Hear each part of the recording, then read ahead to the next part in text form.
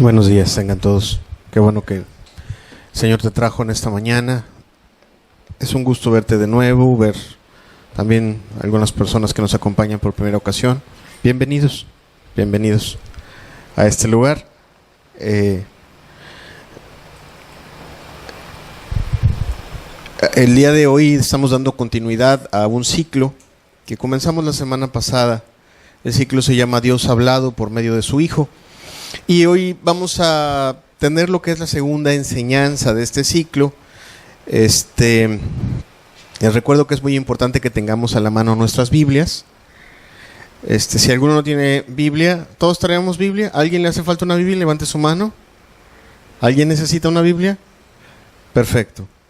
Bien, a nuestros amigos y hermanos que nos ven por internet, los saludamos y les recordamos que tengan también su Biblia a la mano, porque no vamos a estar proyectando los textos, sino que los vamos a estar buscando en nuestra Biblia. El día de hoy solo vamos a ocupar 3, así que no vamos a buscar demasiado,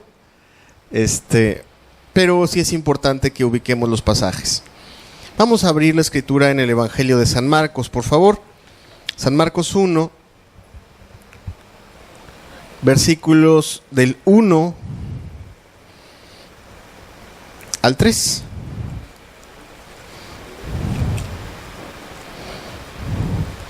Es el segundo evangelio. San Marcos 1, versículos del 1 al 3. Ustedes me dicen, ¿qué les parece si al tercer amén comenzamos? Amén.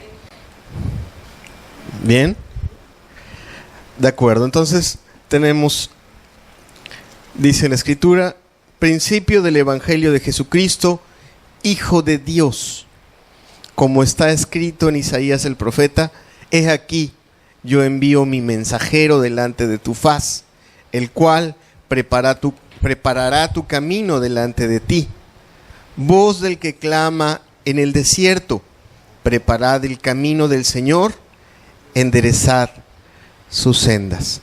Amado, ¿por qué empezamos con Juan el Bautista si se supone que íbamos a hablar de lo que enseñó el Hijo? Muy sencillo, nos da la razón el Evangelio de Marcos, porque el Evangelio de Jesucristo o lo que Dios tiene que decirnos a través de Jesucristo no empieza con lo que Jesucristo habló, sino el Evangelio de Jesucristo empieza con la aparición de este hombre, con lo que este hombre nos tiene que decir. Aquí el pasaje Marcos, que por cierto, dato interesante, es que tú sepas que lo que tú ves en el Evangelio de Marcos realmente son las enseñanzas del apóstol Pedro.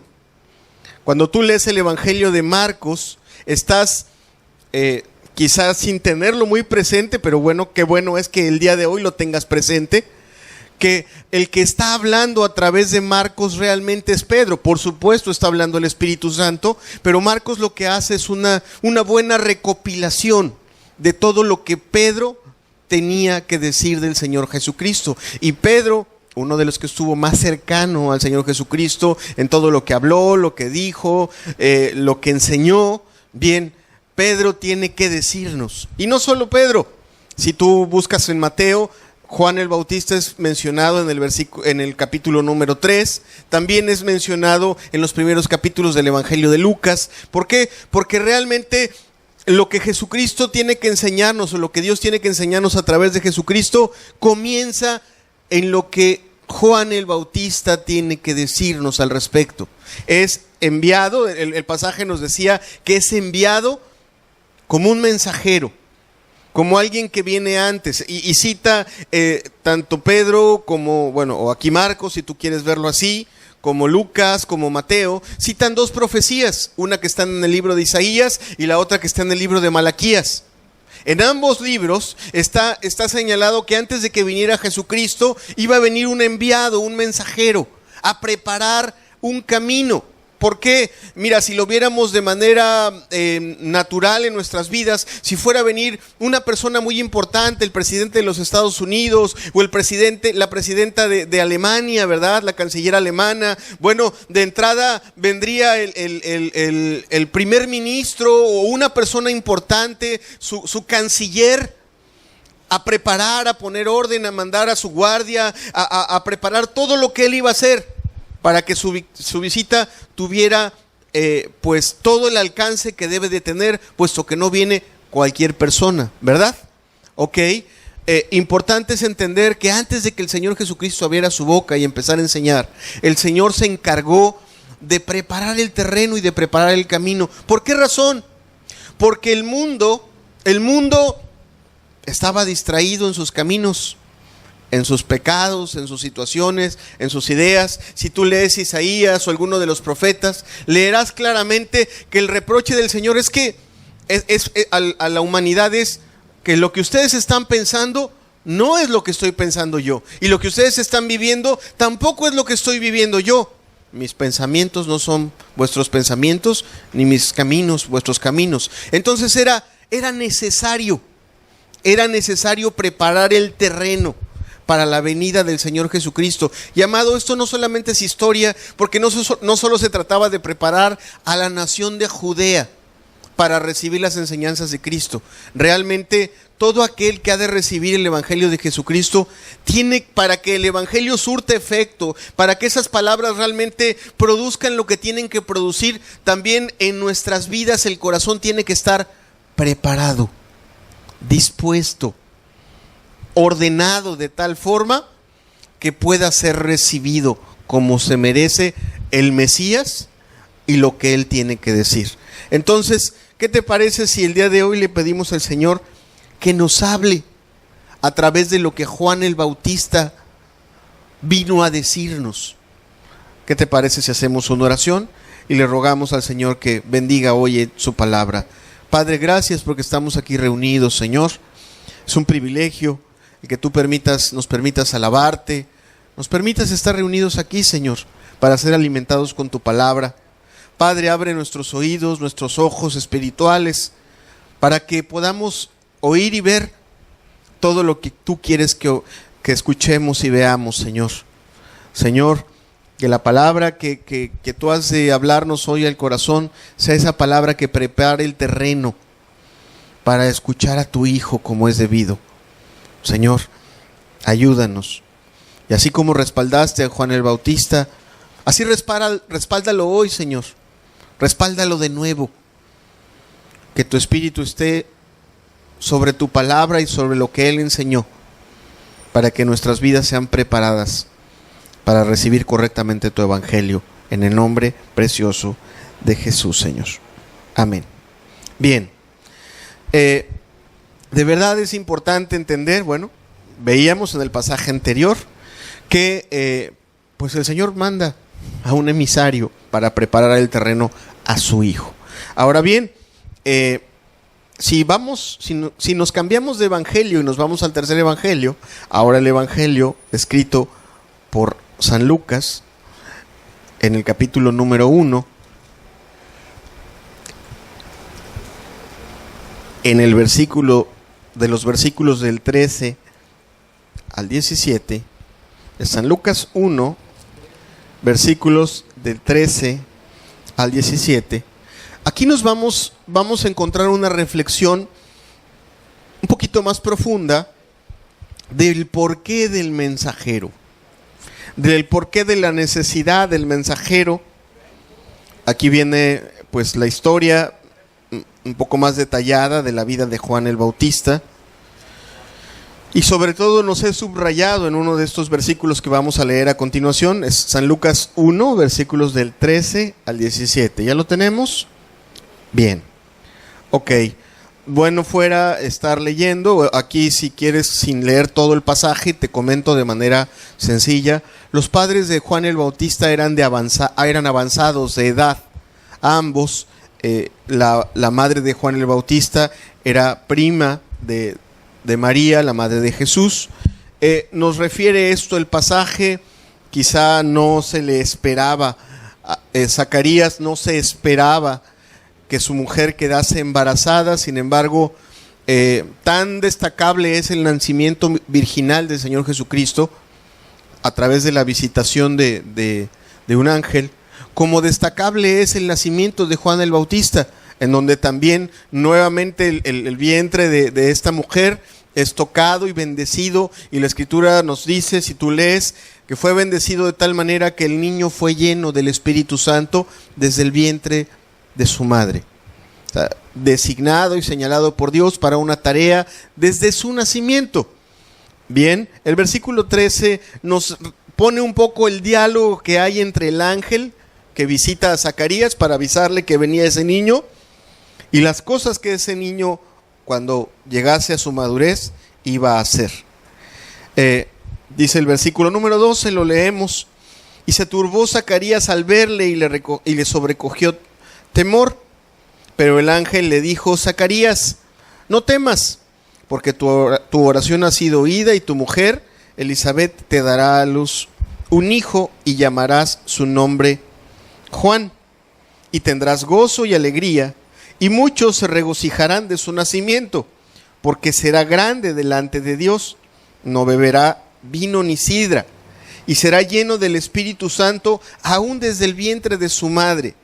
Y hará que muchos de los hijos de Israel se conviertan al Señor Dios de ellos. E irá delante de él con el espíritu y el poder de Elías, para hacer volver los corazones de los padres a los hijos, y de los rebeldes a la prudencia de los justos, para preparar al Señor un pueblo bien dispuesto.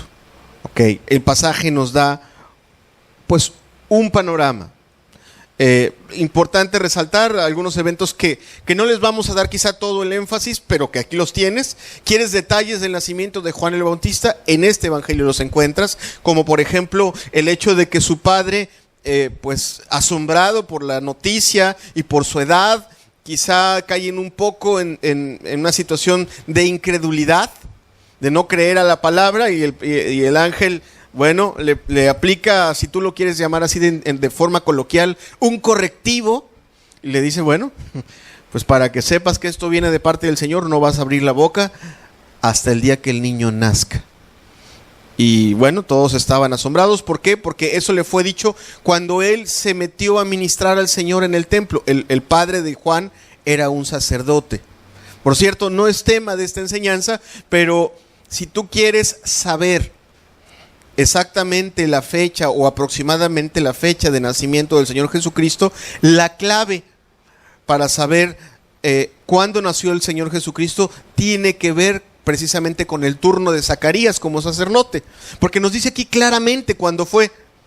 Se hace todo un acontecimiento. Después, en una enseñanza que por ahí tenemos grabada, yo di todo ese hecho, pero definitivamente el Señor Jesucristo no nació el 25 de diciembre, como muchos viven engañados hasta el día de hoy. Pero bueno, no es tema de la enseñanza.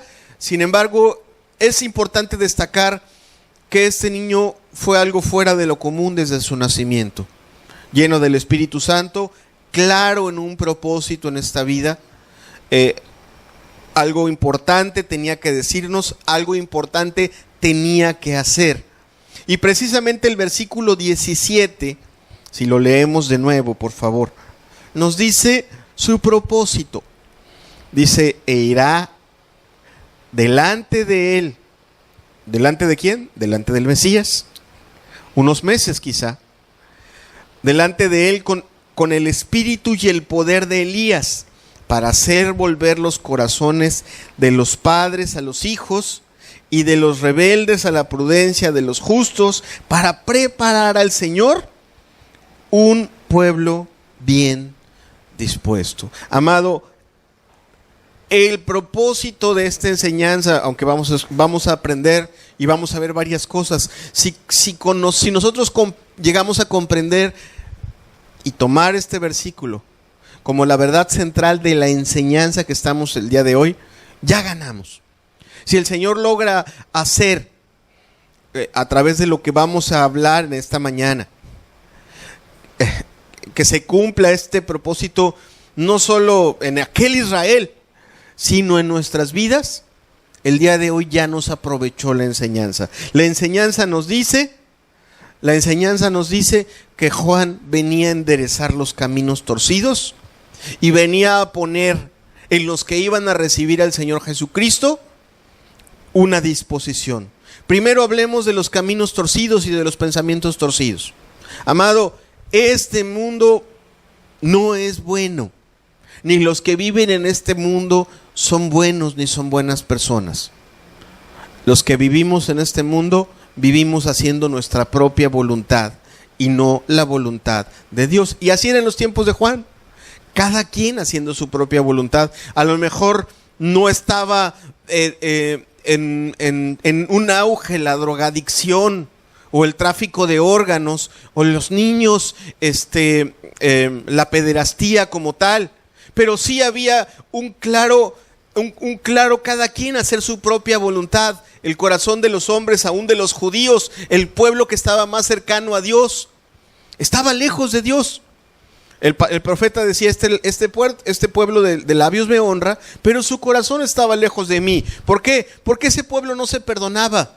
Porque aunque no eran gente violenta, ese pueblo, y lo digo porque a lo mejor en Judea no había las balaceras que hay hoy en día en el puerto de Veracruz o en Jalapa. A eso me refiero con que no eran gente violenta. Sin embargo, sí era gente rencorosa. Si era gente que era capaz de despojar, de pelearse a la mala, por situaciones de herencias, inclusive de llegar a mandar a matar a una persona por cuestiones de odio. Los pensamientos del corazón de esa gente no estaban alineados a la voluntad de Dios. Lo que tenía esa gente en los tiempos del Señor Jesucristo era religión. Era gente religiosa, iba todos los sábados o el Shabbat, el día de reposo, a la sinagoga. Aún el más malo iba y se sentaba y escuchaban sí la palabra de Dios, pero sus caminos y sus pensamientos estaban en otra cosa.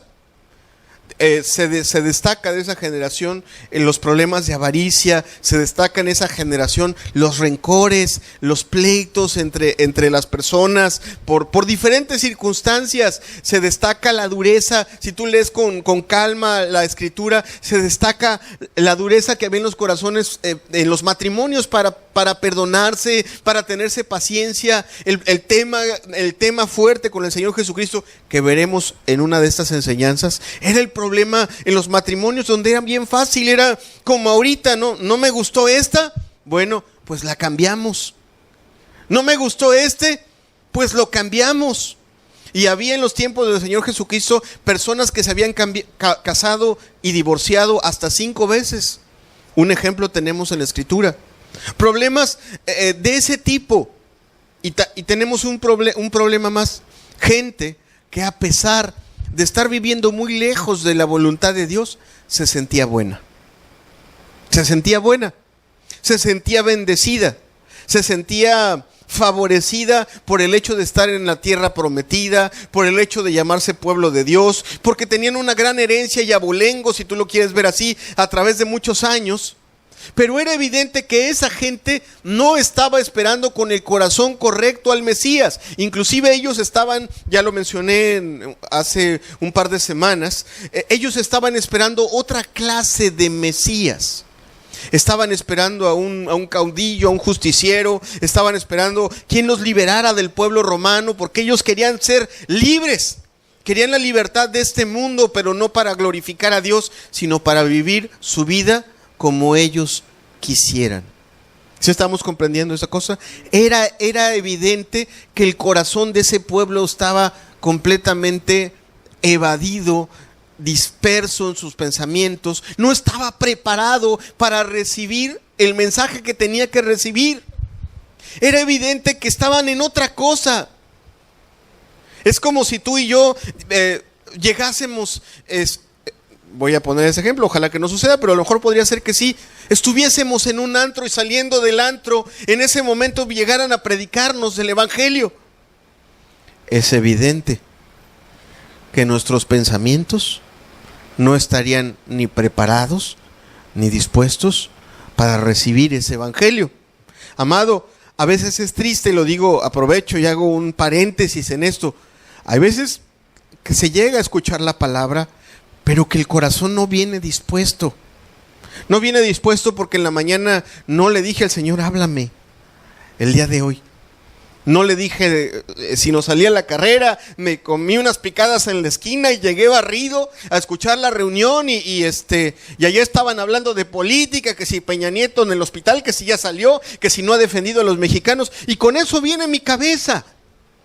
Oye, si es cierto, ya rompió relaciones fulano y tal. O sea, mi corazón no viene preparado para escuchar la palabra de Dios. Amado, el Señor a través de Juan vino a preparar el corazón, vino a enderezarlo. Pero qué importante es, amado, que nosotros en nuestra casa, cuando abrimos nuestra Biblia, ojalá la abras diario, porque de mucho provecho te es. Pero no solo cuando la abrimos en la casa, sino cuando venimos a toda reunión cristiana, tengamos claro que nuestro corazón se tiene que preparar, que es bueno llegar, dedicar un momento a orar y hacer que nuestro corazón, nuestros pensamientos se alineen con lo que vamos a recibir. ¿Sí estamos comprendiendo hasta aquí? Por eso a veces la recomendación de llegar temprano, de tener unos 5 o 10 minutos ¿de qué? De sencilla paz y tranquilidad, para que sin que nadie te hable, sin que nadie cante, ores, le digas a Dios: a ver, Señor, vamos a hacer un recuento de lo que pasó esta semana, a ver, aquí ayúdame, háblame. Bueno, definitivamente el propósito de Juan era atraer la atención de la gente a Jesucristo. Preparar el escenario, preparar el corazón, alinear los pensamientos. Fíjate, y es claro que el propósito se cumplió, porque era tal la gracia que había en Juan. Por cierto, los evangelios no nos dicen mucho de lo mucho que enseñó Juan. Juan enseñó muchas cosas. Se nos dice en alguno de ellos que lo hizo de varias formas y de varias maneras. Por alguna razón no nos son relatadas las enseñanzas de Juan, pero uno de los evangelistas, si no es que dos, señalan claramente que Juan persuadía a la gente de varias formas, de varias maneras, como para cuando una persona no le entendió de esta forma, bueno, se lo explicamos de esta otra forma para que lo entienda. Y no lo entendió de esta, bueno, se lo presentamos de esta otra forma. ¿Por qué? Porque era un predicador diligente, lleno de gracia, de denuedo, que tenía claro su propósito y su objetivo. Él no andaba divagando en cositas, sino él traía una cuestión. Yo voy a hacer que le pongan atención a Jesucristo. Yo voy a hacer que piensen en sus caminos, que tienen que estar derechos y que hasta este momento están chuecos. Ese era su objetivo. Y tenía, según lo que nos dice la Escritura, tenía pues varias formas para hacerlo. No, quien quiere ver el mensaje de Juan como simple, está equivocado. Quizá no eran demasiados los mensajes que tenía que transmitir, pero sí las formas que tenía para hacerlo. Y definitivamente había gracia. Y mira, empezaba a surtir efectos, porque la gente, cuando escuchaba a Juan, empezaba a pensar: es cierto, nos ha sido preparado un Mesías. En el mensaje de Juan no había la intención de levantar un grupo o una iglesia, sino en su mensaje era claro: ya viene, ya viene. Y la gente empezaba a despertar: ya va a venir. Algunos, al ver lo que enseñaba, lo que hablaba, empezaban a confundir, y en lugar de centrarse en lo que Juan decía, de que ya venía, algunos empezaron a pensar que Juan era el Mesías, y eso nos lo dejan claro los evangelios. Ok, qué importante, aquí hago una pausa. Qué importante, amado, es que nosotros tomemos el propósito del mensaje de Juan. ¿Por qué está Juan al principio de cada evangelio? Cuando vamos a leer, levante la mano quien ya leyó los 4 evangelios, por favor. Ok, quien no los ha leído, léalos. Importante es. Pero ¿por qué Juan está en cada uno de esos evangelios? ¿Por qué está al inicio de cada uno de ellos? Amado, tiene un propósito claro: que nuestro corazón se prepare para lo que vamos a escuchar, que nuestro corazón se alinee a lo que vamos a escuchar. No, amado, la Biblia no es un libro de consejos, ni de tips, ni de buenas, no es el compendio ni el libro de Jorge Bucay o de algún otro que piense ahorita bien. No son las reflexiones de Carlos Cuauhtémoc Sánchez, que si quieres las escuchas, y si quieres no las escuchas, y si quieres les pones atención, y si no, no. No, amado. Estamos hablando del Dios del universo. Estamos hablando del que te dio la capacidad de vivir y de respirar el día de hoy. Y el que tiene la autoridad para darnos vida eterna y juzgarnos. Estamos hablando de las palabras de Él. Es evidente que nuestros corazones deben de estar preparados. Imagínate que tú y yo fuéramos... ¿Has visto? Fíjate que en nuestra ciudad se ve, porque vienen seguido personajes políticos y ha venido varias veces nuestro presidente. Y no sé si te ha tocado ver cómo se prepara la ciudad cada vez que va a venir el presidente. De entrada, si tú estás por la calle, a mí me toca por mi clase de trabajo, normalmente estoy en la calle y me toca ver a los agentes de tránsito preparando por dónde va a pasar. Y tú vas al lugar o te acercas al lugar a donde va a estar, está cerrado. Y todos los que están ahí están bien vestidos. Atrévete a entrar en fachas a ese lugar. Vamos, no te acercas ni a 300 metros. Ni en fachas, ni... o que tú quieras andar ahí descuidado. No, el que ha de entrar ahí, ha de entrar entendido a qué cosa va a entrar. Y obviamente no va a entrar sin invitación. ¿Sí estamos de acuerdo? Ok, amado, qué importante es esa parte. Que el corazón esté preparado para recibir lo que el Mesías me tiene que decir. ¿De acuerdo?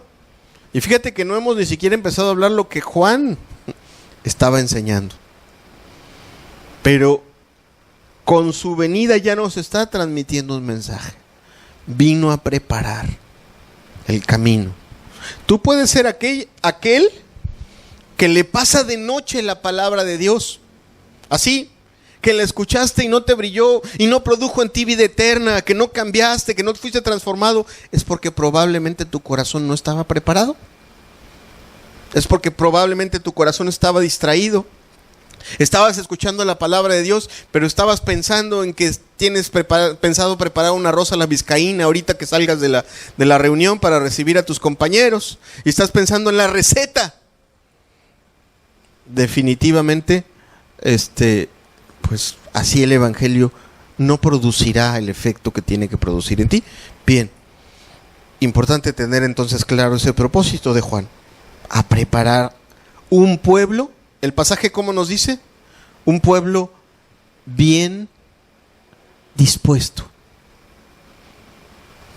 Dispuesto en caminos, dispuesto en actitud, dispuesto a escuchar, hambriento de recibir esas buenas nuevas que el Señor Jesucristo tiene que decir.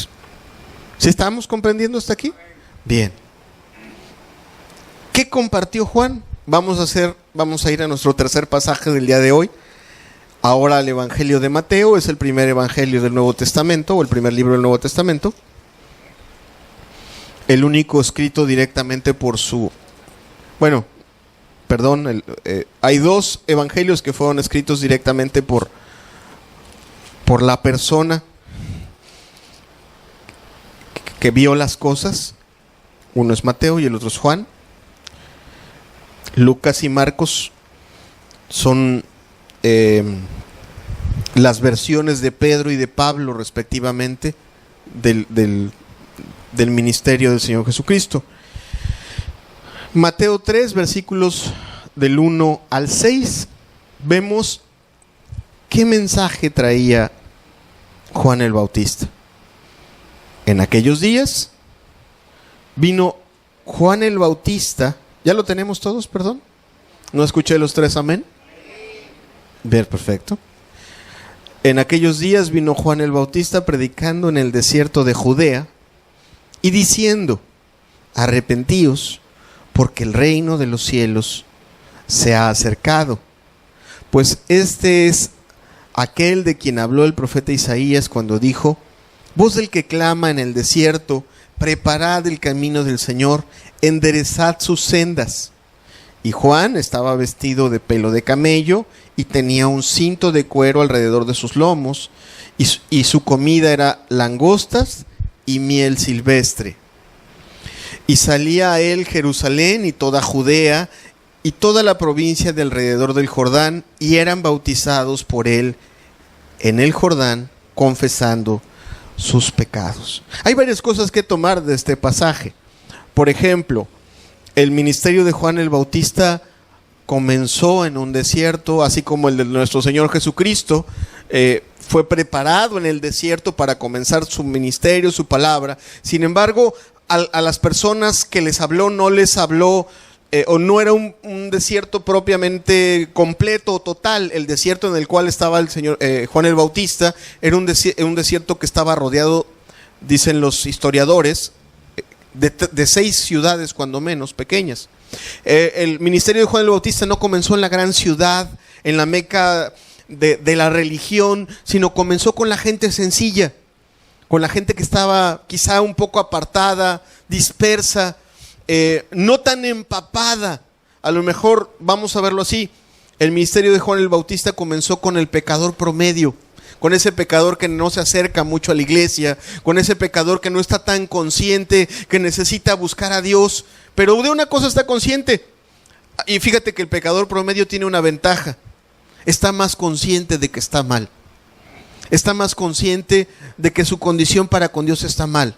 Cuando piensa en su vida y ve sus mentiras o ve sus rencores, no hay justificaciones. No hay situaciones cuando ve que se peleó con sus padres o con sus hermanos y piensa en Dios. El pecador promedio, el pecador no religioso, veámoslo así, tiene una ventaja respecto del que tiene religión. Su conciencia reacciona rápido a que está mal. Y eso es bueno, amado. Eso es bueno dentro de lo malo. Dentro de lo malo eso es muy bueno. Se nos dice de Juan el Bautista y también del Señor Jesucristo que los que le escuchaban, sobre todo hablando de pecadores en toda la extensión de la palabra, prostitutas, hombres corruptos que cobraban impuestos y que se robaban o que hacían malos tratos con su prójimo, los publicanos, así les dice la Escritura. Bueno, eran personas que rápidamente reaccionaban al mensaje. ¿Por qué? Porque sus conciencias les decía, estás mal. Pero entendamos una parte. Juan el Bautista tiene 2 formas de predicar a 2 auditorios diferentes. A esa clase de persona que entiende que Dios está mal, les da un mensaje y un aliciente. ¿Cuál es el mensaje? La palabra que les comparte es: vamos a arrepentirnos. Arrepentirse significa cambiar de mentalidad. Eso es lo que significa arrepentirse. O sea, te lo voy a traducir y voy a tratar de aplicarlo a la persona de un pecador promedio. El pecador promedio peca, desobedece a Dios, miente, roba, no perdona, se mete en drogas o en problemas por una razón: piensa que su vida es suya y que puede hacer con ella lo que él quiera con su vida.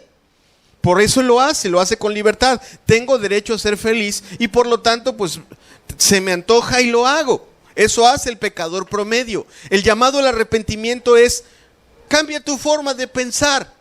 Entiende que con esa forma de vida que tú llevas estás ofendiendo al que te dio la vida. Estás ofendiendo a Dios. Cambia tu forma de pensar, cambia tu forma de vivir. Entiende, cuando tú dices, wow, pues estoy ofendiendo a Dios, esto no lo tenía pensado, mi vida no es mía, bueno, vamos a hacerlo como Dios quiere. Entonces, cuando cambia la forma de pensar, automáticamente también cambian las acciones. Voy a dejar de hacer mi voluntad y voy a hacer la voluntad de Dios. ¿Tú quieres ver a alguien que está arrepentido? Bueno, no te fijes en si dice que aceptó a Cristo. Fíjate en si ya dejó de hacer aquellas cosas que estaba haciendo mal. Es evidente que las dejó de hacer porque entendió y cambió su forma de pensar. No conviene que yo siga diciendo mentiras porque voy a seguir deshonrando a Dios. Entonces, esa gente que tenía esa conciencia, si tú quieres, más sencilla, Juan se acercaba con ese amor, con esa sencillez y les decía: hay que arrepentirse, viene el Mesías, hay que cambiar nuestra forma de pensar, hay que enderezar el camino, estamos mal, vamos a enderezar, vamos a cambiar. Esa gente entendía y les daba un aliciente. Fíjate cómo les predicaba a ellos. El versículo número 2 Algunos quieren ver a Juan el Bautista como un espadero o un espadachín, como alguien que traía un mensaje durísimo. Amado, si vemos el aliciente que él daba en el versículo número 2, él les presentaba un argumento a aquella clase de personas. Decía: arrepentíos. ¿Y cuál era la razón que les daba? Porque el reino de los cielos se ha acercado. O sea, les decía: ese reino de Dios, ese Dios que nos dio la vida, se ha acercado a nuestras vidas a darnos una nueva oportunidad. Y ya viene su Hijo. Ya viene su Hijo. Va a poder transformarnos, viene a perdonarnos. Hay que enderezar el camino. Amado, cuando nosotros pecamos, es innegable y es un hecho que no se puede refutar. Nos sentimos lejos de Dios. Nos sentimos alejados. Oramos y realmente no sabemos si nuestras oraciones son escuchadas o serán respondidas. El mensaje era: el reino se ha acercado. Ese Dios se ha acercado a nuestras vidas. Ese Dios tiene buena voluntad para con nosotros. Es momento de alinear los pensamientos. Es momento de enderezar los caminos. Es momento de preparar los corazones.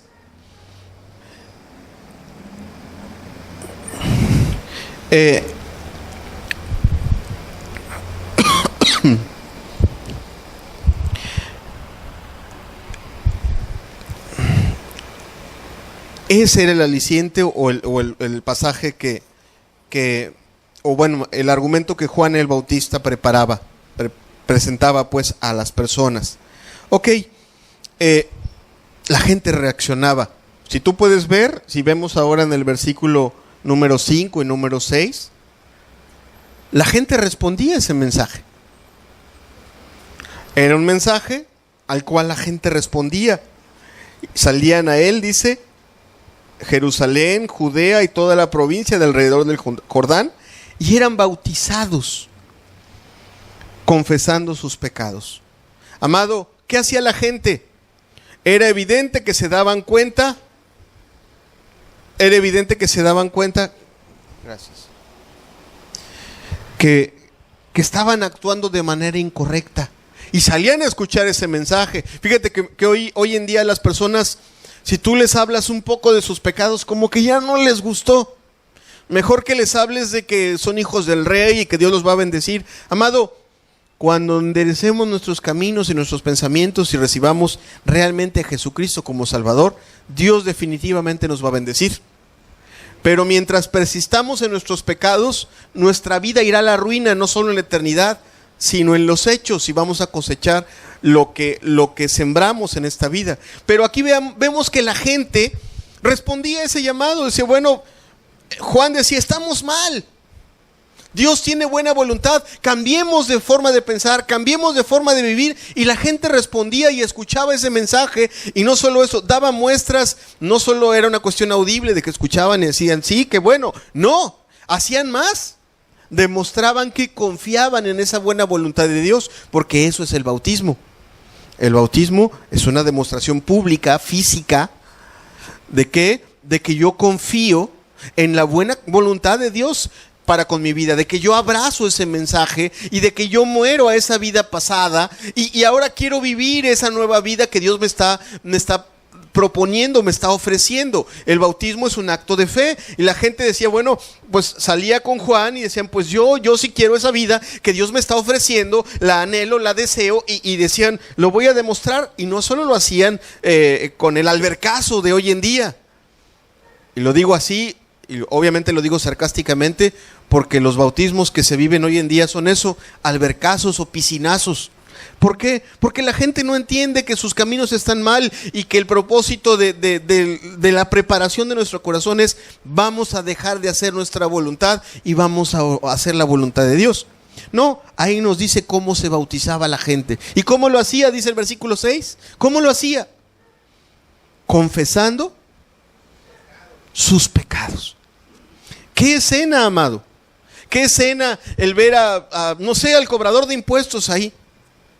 Y se va a bautizar fulanito de tal, cobrador de impuestos. Y ahí delante de todos decir, yo me bautizo porque soy un pecador, porque robé. Me robé los impuestos que estuve cobrando. Ni se los di a Roma y aparte le cobré a mis hermanos. Y bueno, vemos en otros casos de cobradores de impuestos que aparecen en la Biblia, que algunos de ellos dijeron, voy a devolver lo que robé. Voy a devolver lo que robé. Y así veías tú a otro hombre que decía, pues dejé a mi mujer porque por egoísta, por perverso. Y lo decían, y los soldados que hacían extorsión también decían las cosas y decían, hemos defraudado, hemos hecho mal. ¡Guau, qué impacto!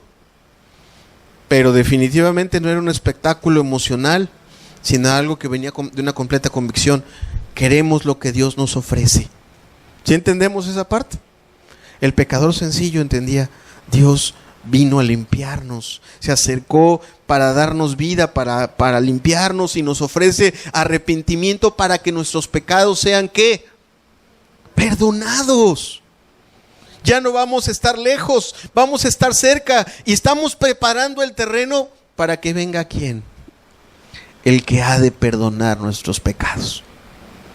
Porque Juan les decía, yo los bautizo con agua, pero el que viene detrás de mí, ese los va a bautizar con su Espíritu Santo. Entonces había esto, todo esto era un acto de preparación para que viniera aquel. Había un anhelo y Juan estaba haciendo eso con ese mensaje. ¿Sí estamos comprendiendo hasta aquí? Qué importante es que nosotros, si podemos tomar algo de esta otra verdad, entendamos que es el arrepentimiento, amado. Cada vez que la Biblia nos lo menciona, el arrepentimiento no es una cosa que vas a hacer hoy. El arrepentimiento es una cosa que vas a hacer si realmente quieres seguir a Jesús todos los días de tu vida. O sea, y no le vas a estar pidiendo perdón a Dios todos los días, sino que tú vas a estar alineando, si estás correctamente arrepentido, vas a estar alineando siempre tu pensamiento a la voluntad de Dios. En todas las cosas. Quizá empecemos porque hablabas mentiras y Dios me pide que ya no diga mentiras. Bueno, ya no se va a hacer lo que yo digo, sino lo que Dios dice. Pero después, en un camino intermedio, voy a decir, bueno, mira qué guapa está esa mujer, me voy a casar con ella, tiene ojos azules. Pero la Biblia dice, pero que sea creyente y que sea cristiana y que ame a Dios. Caray, no lo es.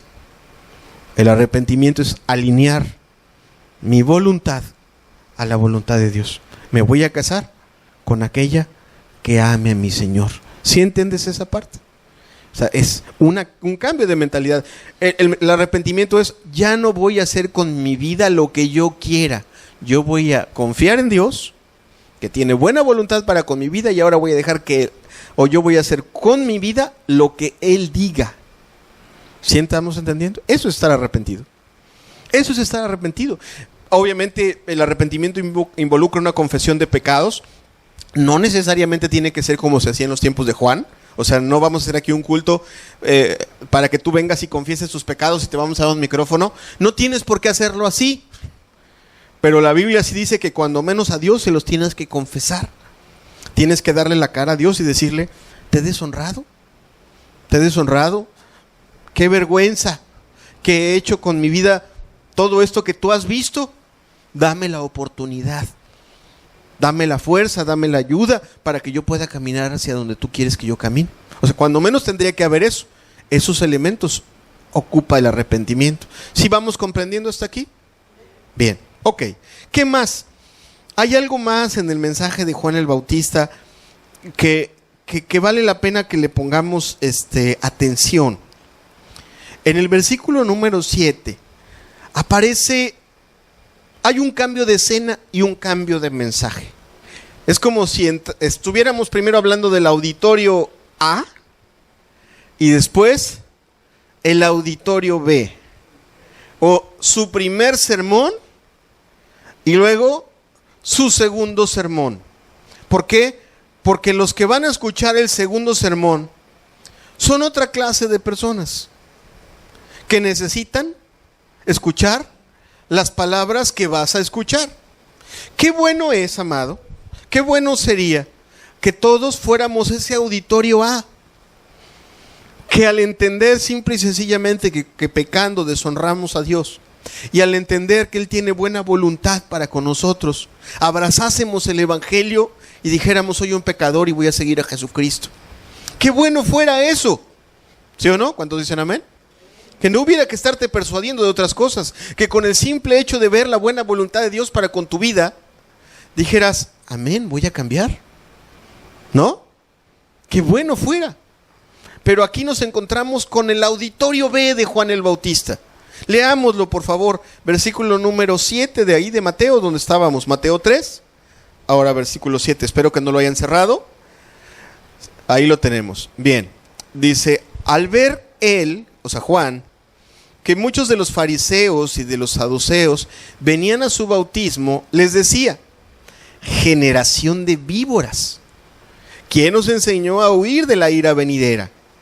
Haced pues frutos dignos de arrepentimiento, y no penséis a decir dentro de vosotros mismos: a Abraham tenemos por padre, porque yo os digo que Dios puede levantar hijos a Abraham aún de estas piedras. Y ya también el hacha está puesta a la raíz de los árboles. Por tanto, todo árbol que no da buen fruto es cortado y echado en el fuego. Qué palabras tan fuertes, qué palabras tan duras. Hay que entenderlas. Hay que entender a quién se las dice y también entender que esas verdades pueden aplicarnos o no, dependiendo del estado de nuestro corazón. Lo primero que hay que entender es que se acercan a Él personas con conocimiento religioso. Eran fariseos, eran saduceos. Eran personas que tenían la costumbre de ir a una iglesia cada fin de semana en la sinagoga. Amado, nosotros los que tenemos la costumbre de venir a una iglesia cada fin de semana, deberíamos de temblar cuando escuchamos y cuando leemos las palabras que estamos leyendo. ¿Por qué? Porque, o sea, ¿qué les dice? Les dice les confronta con la realidad de lo que su religión había producido en ellos. Su religión no había producido en ellos un cambio sincero, sino había producido en ellos un cambio exterior nada más. O sea, se vestían decentemente, su forma y su trato era decente, lo podemos ver así, pero sin embargo, wow, Él los confronta y los confronta durísimo con lo que hay en su interior. Les dice víboras, porque ¿qué tienen las víboras? ¿Qué tienen las víboras? Veneno. Porque su problema definitivamente era un problema de adentro del alma. Porque había en ellos rencores, había avaricia, había competencias, había deseos de muerte, había mentiras. Era gente que, a pesar de estar muy cerca de la palabra de Dios, por su falta de sinceridad, de hecho su gran problema era la hipocresía. Estaban acostumbrados a dar una imagen delante de los hombres. Sí, entendemos esa parte, pero no estaban acostumbrados realmente a ser sinceros y sobre todo a estar dispuestos a que Dios estuviera calificando sus acciones todos los días. Dios demanda más allá de lo que vestimos, amado. Bueno es cambiar nuestro vestir y ya no vestirnos de manera inadecuada, indecorosa. Bueno es hacer eso, bueno es cargar nuestra Biblia. Qué bueno es eso, pero también Dios pide perdón. ¿Cuántos dicen amén? Pide hablar verdad, pide tener compasión, pide tener misericordia, pide la ayuda mutua. ¿Cuántos dicen amén? Eso es parte de entender lo que Dios quiere de nosotros. Y ese era su problema. Y les dice, la primera cosa, después de decirles, fíjense cómo los confronta. Vamos a ver el versículo 7 porque está interesante. Les dice: generación de víboras, ¿quién os enseñó a huir de la ira venidera? O sea, aquí ya hay un engaño y los confronta con su engaño. Venían engañados. Venían pensando que estaban bien cuando no lo estaban, y Él los dice: a ver, no. El mensaje de arrepentimiento también es para ustedes. Ustedes también se tienen que arrepentir. Y aquí les dice, aquí no solamente les dice, bueno, el arrepentimiento ya te dije que es un cambio de mentalidad, que obviamente se traduce en un cambio de forma de vivir. Pero en ellos el arrepentimiento se los pone un poco más claro. Amados, el arrepentimiento se ve. Así que vamos a verlo. Haced frutos dignos de arrepentimiento. Usted dejó a su esposa, regrésese con su esposa y perdónela. Nada de cosas. Usted está peleado con su hermano, ok, vaya y reconcíliese con su hermano. Usted está hablando mal de las personas, bueno, vamos a ver ahora cómo usted cierra su boca y cómo usted ahora las ama y es condescendiente con ellas. ¿Qué es eso? Fruto, un actuar que habla de que mi arrepentimiento es ¿qué? Genuino, ¿verdad? Con eso los confronta y luego les quita rápido, como pues es una palabra que no les gusta y porque aparte los está desenmascarando. Y amado, es que a Dios nadie se le escapa. Nosotros no podemos así, a lo mejor nosotros podemos venir a sentirnos gente buena. Si Dios ve algo que está mal, mira, Él se va a encargar de sacarlo a la luz. Y si somos sinceros, diríamos amén, qué bueno, qué bueno.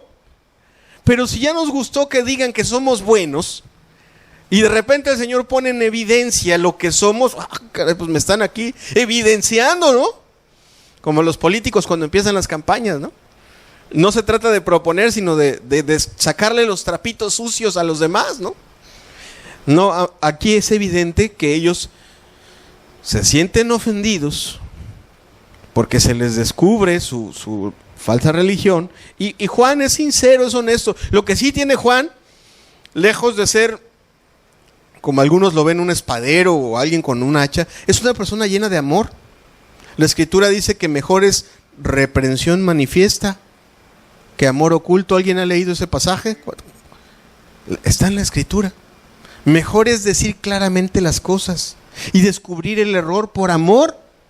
Y les dice, vemos lo que les dice en el versículo número 9, no penséis a decir dentro de vosotros mismos, a Abraham tenemos por padre, porque yo os digo que Dios puede levantar hijos a Abraham aún de esas piedras. ¿Qué decían en su corazón?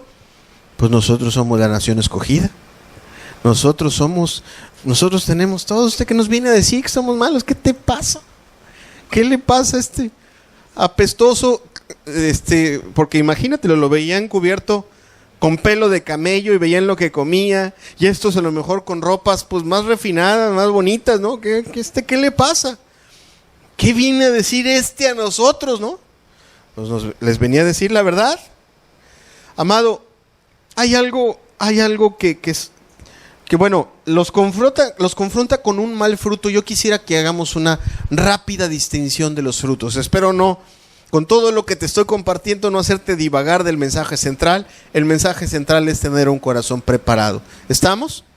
Pero tanto los que no escuchamos comúnmente la palabra de Dios, como los que lo hacemos todos los domingos, nos aprovecha esta palabra.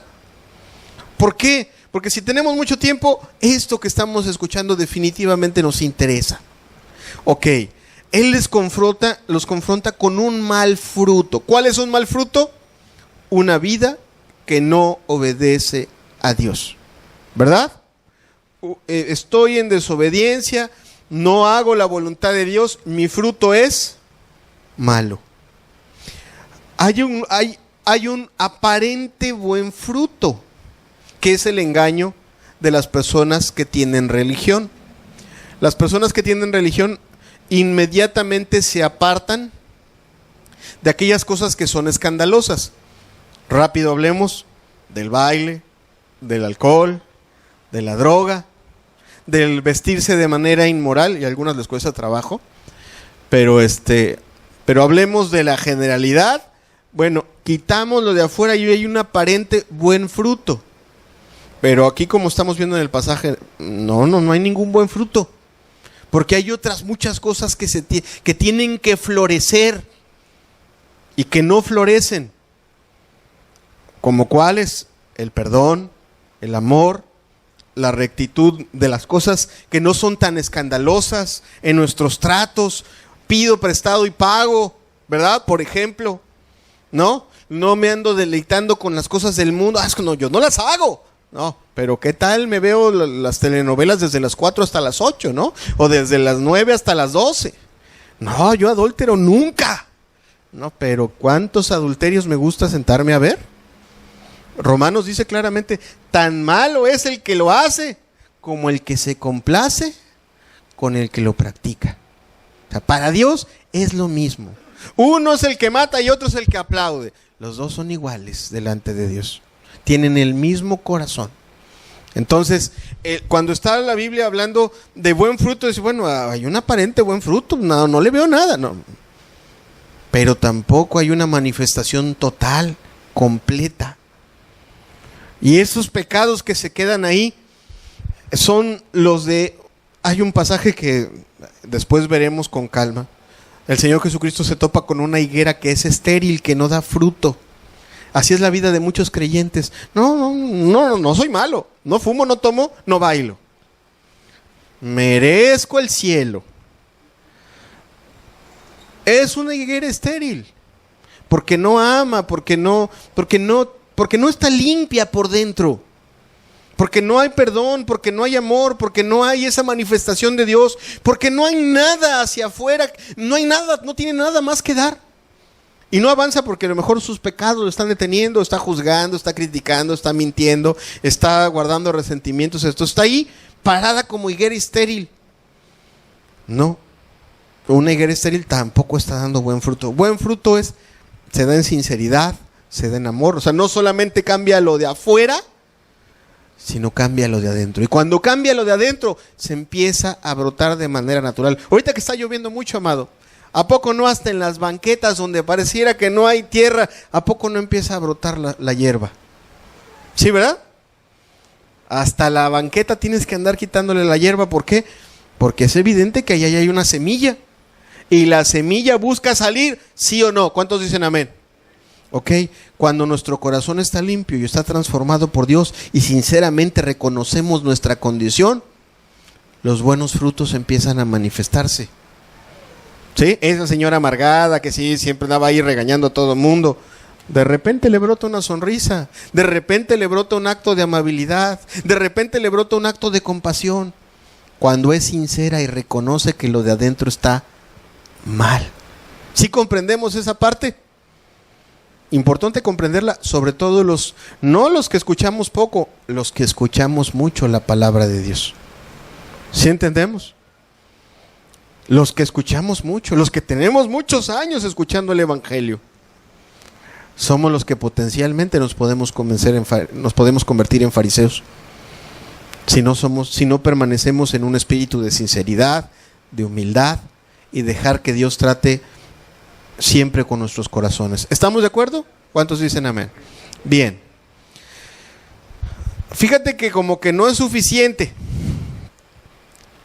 el mensaje y tiene que presentarles un argumento que le dé fuerza. Así como al primer auditorio les presentó un argumento que le diera fuerza al mensaje. ¿Cuál fue el argumento que le dio el primer auditorio, el auditorio A? Que el reino de los cielos se había acercado. Oye, la buena voluntad de Dios, Dios tiene buena voluntad. A este otro auditorio también les presenta un argumento, pero no les presenta la buena voluntad de Dios como argumento, les presenta la otra cara de Dios. Romanos nos enseña a mirar la bondad y también la severidad de Dios. Y bueno es para todo creyente entender que Dios es bueno, pero que también es severo. Y siempre tenemos que tener claro esa parte. Mientras yo estoy obedeciendo a Dios con sinceridad y con amor y con deseo, y soy completamente consciente y confeso de que puedo cometer errores, pero que quiero alinear mi voluntad a la voluntad de Dios. Bueno, ver la bondad es lo de todos los días. Pero todo creyente tiene que tener presente la otra parte, la cara severa de Dios. La cara severa. Y a ellos los enfrenta con la cara severa de Dios. Veamos el versículo número 10, por favor. El versículo número 10 les dice y les pone el juicio que es inminente. Si lo tenemos ahí, dice, y ya también el hacha está puesta a la raíz de los árboles. Por tanto, todo árbol que no da buen fruto es cortado y echado en el fuego. Yo a la verdad os bautizo en agua para arrepentimiento, pero el que viene tras mí, cuyo calzado yo no soy digno de llevar, es más poderoso que yo. Él os bautizará en Espíritu Santo y fuego. Versículo 12. Su aventador está en su mano, y limpiará su era, y recogerá su trigo en el granero, y quemará la paja en fuego que nunca se apagará. O sea, a ellos les tiene que presentar el otro argumento. El juicio de Dios es inminente a toda aquella persona en la cual Dios ha sembrado, le ha mostrado su buena voluntad y no ha respondido bien. Es así, les pone literalmente el ejemplo. ¿Qué entendemos cuando un árbol está aquí, ya llegó el leñador y pone la chita ahí nada más, así le da una caladita y deja ahí marcaditos donde va a entrar el hacha? ¿Qué entendemos? Que el árbol va para abajo, ¿verdad? Es una señal de juicio. El juicio está a las puertas, está cercano. ¿Por qué? Por esa dureza de corazón que había en esa gente. Y amado, nosotros tenemos que entender que el pecado tiene doble consecuencia.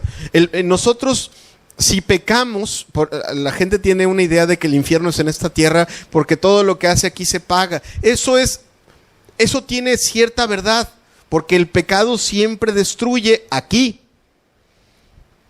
y también destruye en la eternidad. A ellos definitivamente les tocó doble juicio. Esa palabra de que el hacha estaba puesta en la raíz de los árboles tiene un doble cumplimiento, uno en la tierra y otro en el cielo. Si tú lees con cuidado la historia, te darás cuenta que Jerusalén y esa nación fue juzgada en la tierra por rechazar al Mesías. Esa nación fue vuelta a atacar, fue vuelta a esclavizar, volvieron a haber muertos, volvió a haber un derramamiento de sangre, volvió a haber lágrimas y tristeza por la dureza del corazón. Eso sí pasó, como le pasa al pecador cuando dice, no, yo estoy bien, yo voy a seguir haciendo las cosas como yo quiera, y a los 5 años, a los 3 años está llorando porque le fue mal. Le vienen las consecuencias de sus propios actos. Y Dios no se va a poner a bendecir a un rebelde, lo digo con respeto. Dios no va a bendecir a tu rebelión. Yo quiero vivir en unión libre. Y sí, Dios va a decir amén, qué bueno. No va a decir eso nunca, porque Él creó el matrimonio y lo bendijo. Y cualquier otra cosa que tú escojas, Dios no la va a bendecir. Es necesario alinearse a lo que Él dijo. ¿Sí comprendemos esa parte? No, pues es que yo voy a hacer aquí, yo voy a guardar, yo no voy a compartir nada. Pues, Dios bendice la generosidad. ¿Cuántos dicen amén? La Escritura dice, Dios ama al dador alegre. Y con eso no te estoy pidiendo que ofrendes un centavo. Simple y sencillamente te estoy diciendo una verdad. La Biblia nos habla, por ejemplo, del que es generoso. El que le presta al pobre, le presta a su hacedor. ¿Cuántos dicen amén?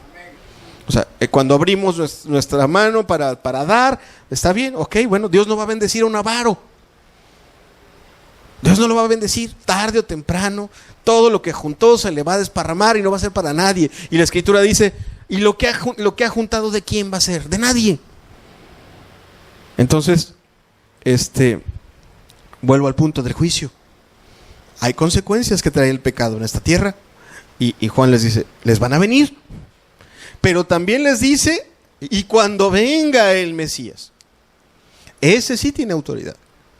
Va a juntar la paja, va a limpiar su era. O sea, está haciendo una metáfora de lo que hace un granjero cuando recoge lo que se sembró, ¿verdad?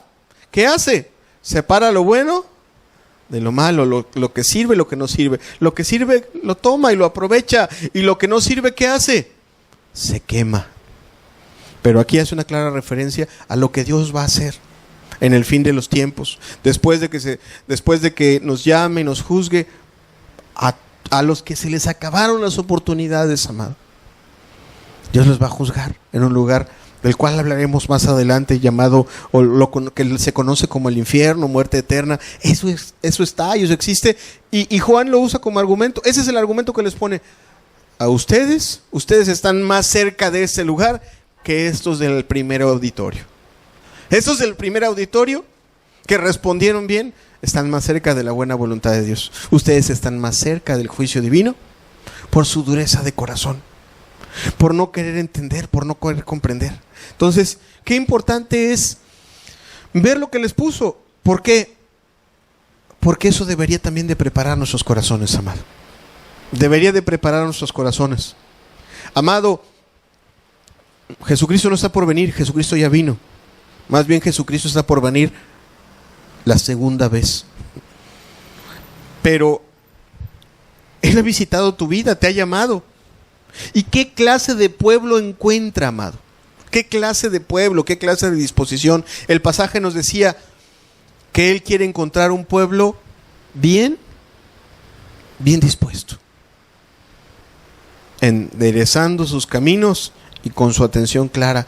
Va a venir el Rey, va a venir el Señor. Va a venir el Señor, y cuando encuentre mi vida, quiero que la encuentre humillada, quiero que la encuentre alineada, quiero que la encuentre arrepentida, quiero que la encuentre deseando esas buenas nuevas, deseando ese perdón, anhelando esa gracia sobre mi vida.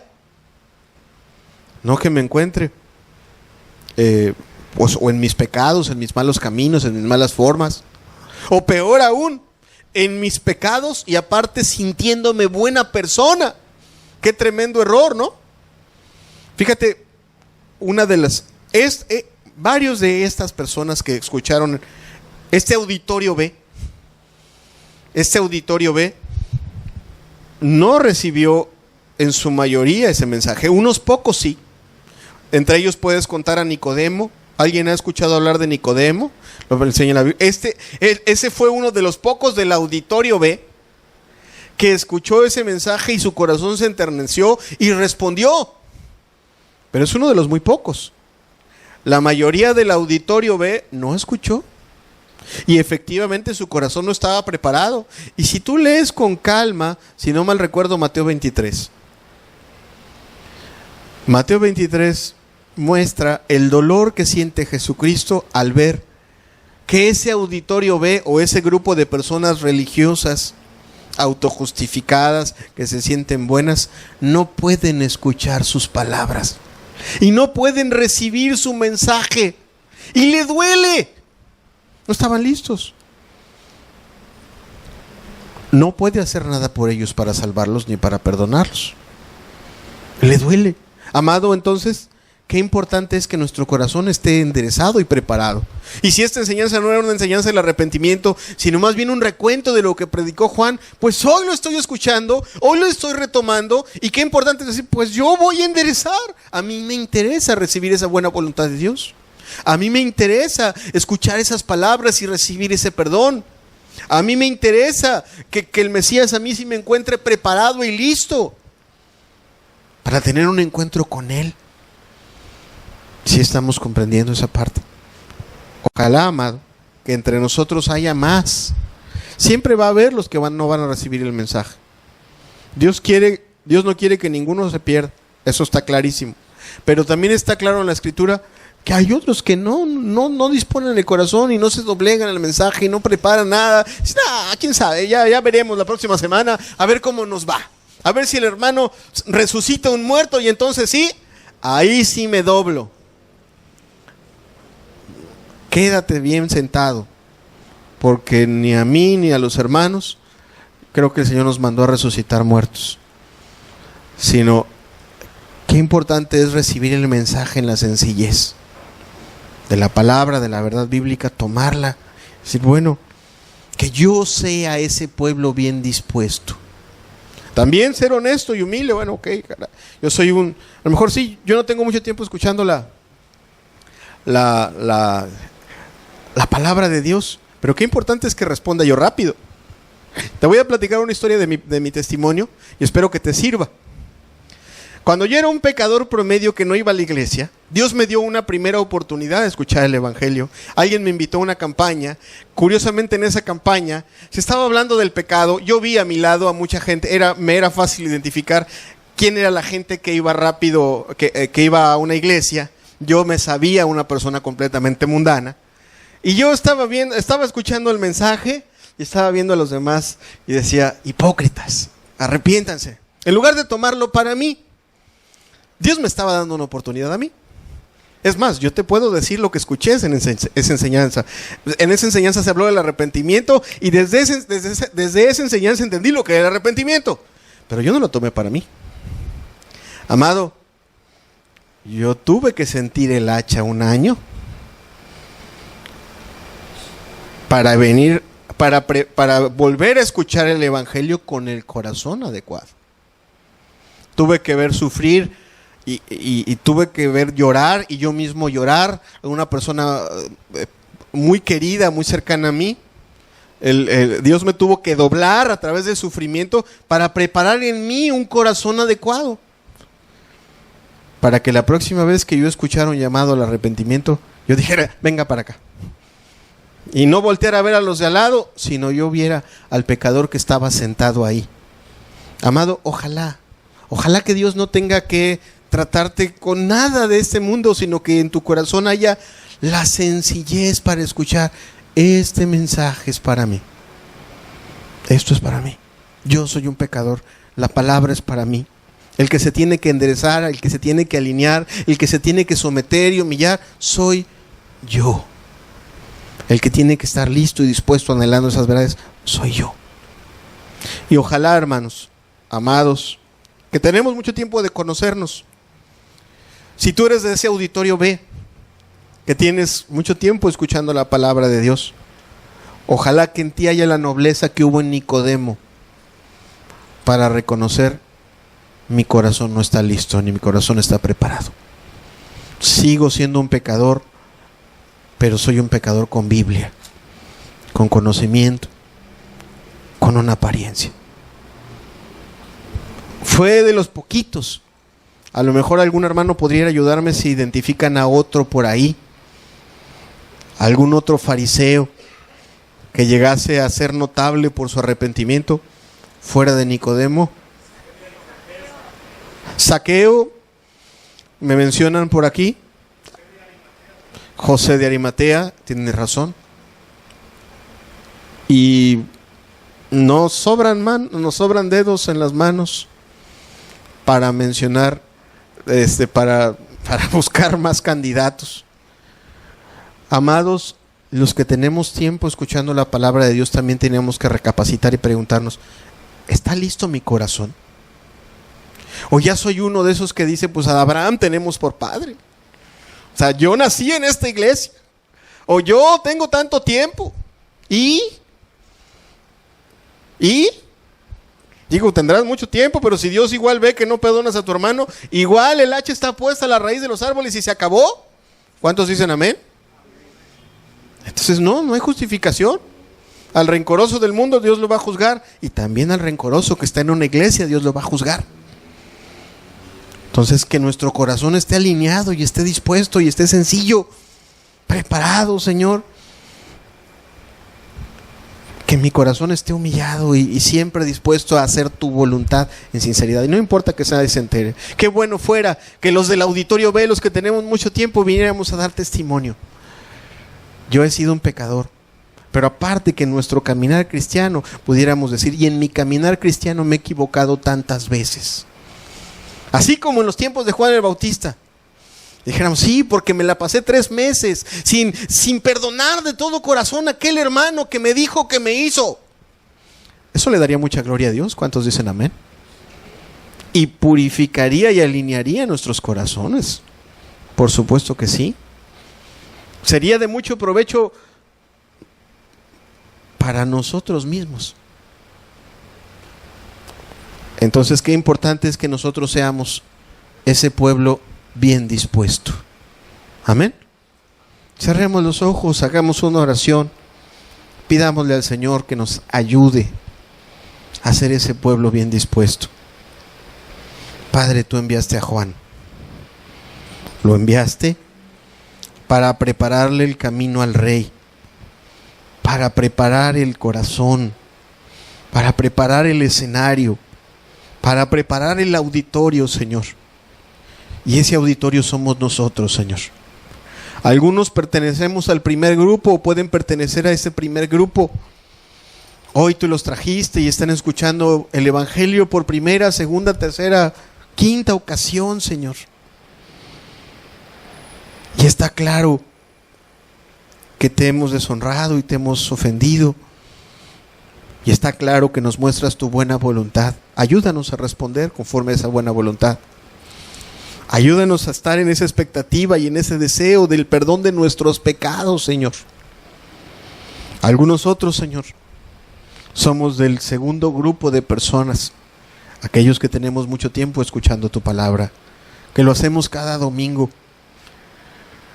Señor, que en nosotros haya el corazón preparado y la nobleza que hubo en esos pocos, como Nicodemo, que supieron ir, reconocerte como Salvador y confesar que no estaban listos y dispuestos. Que así sean nuestras vidas, Señor. Quita toda piedra, todo estorbo, como decían los profetas Malaquías e Isaías, Señor, que se enderecen los caminos torcidos, que se enderecen los pensamientos, para que tu palabra sea recibida todos los días, en este ciclo que vamos a seguir hablando de tu palabra, por un pueblo bien dispuesto, Señor, bien dispuesto.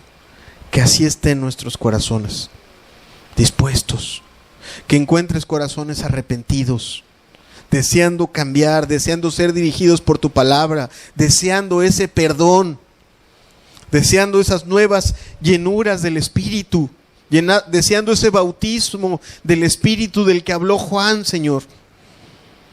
Que encuentres un auditorio así, en las siguientes reuniones, pero todos los días en nuestras casas.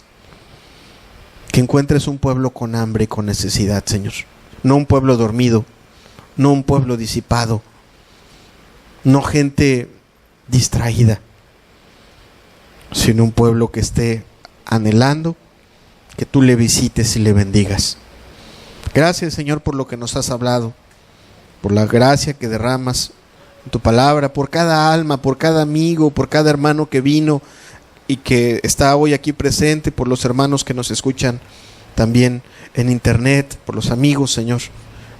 Padre, que lo que nos has hablado hoy permanezca